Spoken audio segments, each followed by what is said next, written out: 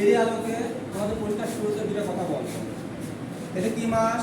জুলাই মাস, তাই না? কয় তারিখে কোন আমাদের আসছে আন্দোলনের সমাপ্তি ঘটে? 36শে জুলাই, তাই না? 36 জুলাই মানে যেন কি 5 আগস্ট। আচ্ছা, এরা হচ্ছে আন্দোলনটা কেন হয় তোমরা কি জানো? আন্দোলনটা কেন হয়, কারণ কি? কি কারণে? বৈষম্য বিরোধী আন্দোলন হয়, তাই না? বৈষম্যটা কি? কোটা, তাই না? কোটাটা কি? আমরা পাকিস্তান ছিলাম, তাই না? আমাদের পাকিস্তান ছিল। পাকিস্তানটা ভাগ কেন হয়? ভাষার জন্য ভাগ হয়, তাই না? আর এই যে সরকারের যে চাকরি, এই সরকারের চাকরিতে বিভিন্ন কোটা ছিল,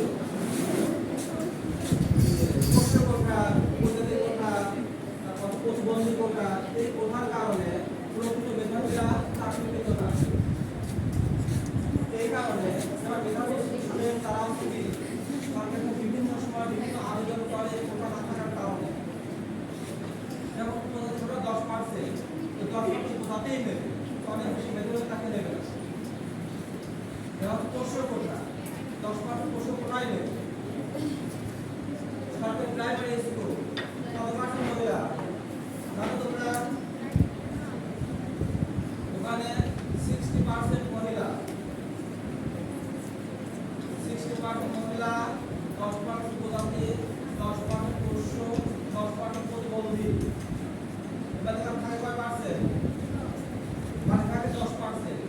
অনেক ভালো ভালো মেধাবী স্টুডেন্ট এই 10% কারণে চাকরি পায় না।